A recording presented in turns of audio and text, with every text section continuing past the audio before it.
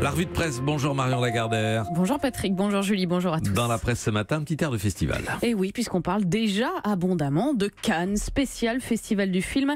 Dans M, le magazine du Monde, en couverture, l'acteur Javier Bardem, dont le film Everybody Knows sera présenté en ouverture. Et puis cet article sur l'affaire qui a largement dépassé la petite famille du cinéma. Et Cannes créa le tout-puissant Harvey Weinstein. Retour sur la cérémonie de 94 qui avait sacré Pulp Fiction de Tarantino, et avec lui le VRP Weinstein, un bouffi de pouvoir aux méthodes de Butor, écrit le journal. Cannes encore en une de Madame Figaro qui publie le manifeste des réalisatrices. Sophie Marceau, Tony Marshall, Géraldine Nakache ou encore Zabou Bretman, toutes plaident pour une révolution antisexiste et pour le refus de toutes les discriminations. En couverture de Studio, ce titre, Aux armes productrices, enquête sur leur combat pour la parité. Réalisatrice, productrice et actrice évidemment, Kate Blanchett dans VSD, Penélope Cruz dans Le Parisien Week-end, Vanessa Paradis dans Marie-Claire et Aïssa Maïga dans Télérama, la comédienne qui aborde une autre discrimination, celle découverte une fois adulte et aspirante comédienne. Quand je me suis aperçue, dit-elle, que ma couleur de peau était la principale information me concernant.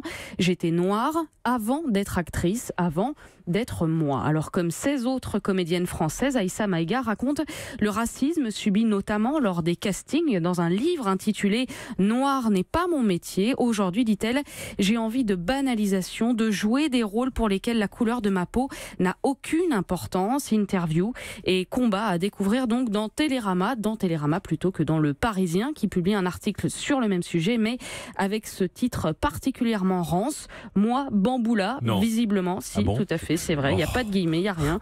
Visiblement, écrire le mot noir, c'était trop simple ou pas assez racoleur, preuve qu'il y a encore beaucoup de chemin à parcourir et pas seulement dans le monde du cinéma. Festival de Cannes encore tout à l'heure à 9h sur Europe 1 avec en avant-première deux acteurs qui tiennent l'affiche du nouveau film de Christophe Honoré, Vincent Lacoste et Pierre Deladonchamp, à l'affiche de Plaire, aimer et courir vite. Le film sort le 10 mai et ils monteront les marches de Cannes jeudi prochain. Voilà, c'est à noter. L'autre festival ce matin, on tourne la page de Cannes. Marion, c'est évidemment la qualification de l'OM. Oui, festival de titres louangeurs, à se demander ce que ça sera si les joueurs remportent la finale. Ils ont été héroïques pour la Provence, ils n'ont rien lâché pour Var Matin. L'OM fait battre le cœur de la France, titre la Marseillaise. L'équipe fait la part belle aux défenseurs et auteur du but de la qualif, Rolando.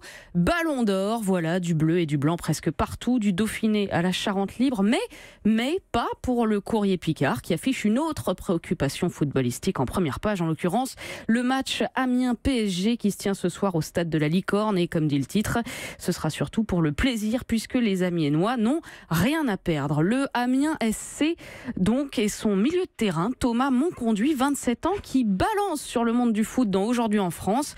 En Ligue 1, on vit dans un monde parallèle, dit-il, avec de l'argent qui coule à flot. Moi, je fais mes courses au supermarché et j'habite dans un F3 de 59 mètres carrés, mais certains footballeurs ne voient pas le monde qui les entoure. Dans le vestiaire, les discussions tournent autour des voitures et des jeux vidéo. Ils n'en ont rien à foutre des gens et de leurs difficultés. Voilà, il est très chaud, Thomas Monconduit, remonté contre le star system, contre les riches qui dirigent tout, mais pour François Ruffin, le député insoumis dont il a adoré le film Merci Patron. Comme lui, je pense qu'il faut défendre les gens d'en bas, conclut le joueur, qui ajoute que d'ailleurs, il va peut-être se lancer en politique, mais qu'il déteste quand même ce milieu. Bon, c'est compliqué, mais comme l'écrit le journaliste Gilles Tournou, ça tranche avec son milieu professionnel. Interview pas banale, donc d'une anti-star du ballon rond à lire dans Le Parisien Aujourd'hui en France. Et puis la star de la presse en ce moment, c'est Vincent Bolloré. Oui, après sa mise en examen pour corruption d'agents publics, tout le monde publie sa petite enquête, son petit portrait du milliardaire. On a donc Bolloré,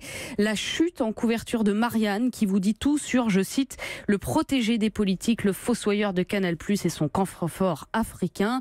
L'Obs, qui s'intéresse à l'homme d'affaires Jacques Dupuy-Dody, l'ennemi juré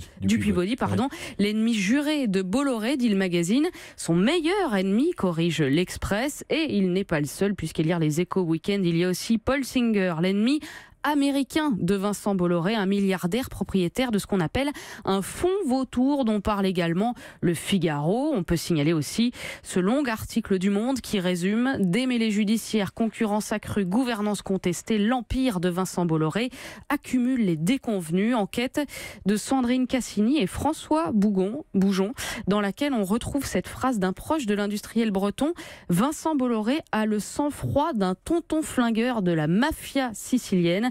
Alors je ne sais pas si parler de mafia va vraiment l'aider, mais bon, parfois les amis pensent bien faire. Enfin, rappelons que ceux qui suivent le dossier Bolloré depuis de très longues semaines, bien avant tout le monde, eh bien, ce sont les journalistes du site Les Jours, sur lequel on peut lire la série intitulée L'Empire, qui en est déjà à son 94e épisode, 94e article. Enfin, cette information, demain la France entrera en déficit écologique. Oui, c'est moins glamour que le cinéma et le football, mais notre dette écologique est toujours plus colossale. C'est le titre du journal Les Échos, en page 2, qui explique que si la France paraît en bonne voie pour sortir de la procédure de déficit excessif à Bruxelles, eh bien on ne peut pas en dire autant de son déficit écologique. Clairement, si le reste de l'humanité avait le même niveau de consommation des ressources naturelles que l'Hexagone, écrit le journal, le stock que la planète peut reconstituer en un an serait épuisé dès ce samedi 5 mai. C'est le calcul fait par l'ONG WWF, selon laquelle il faudrait l'équivalent de 2,9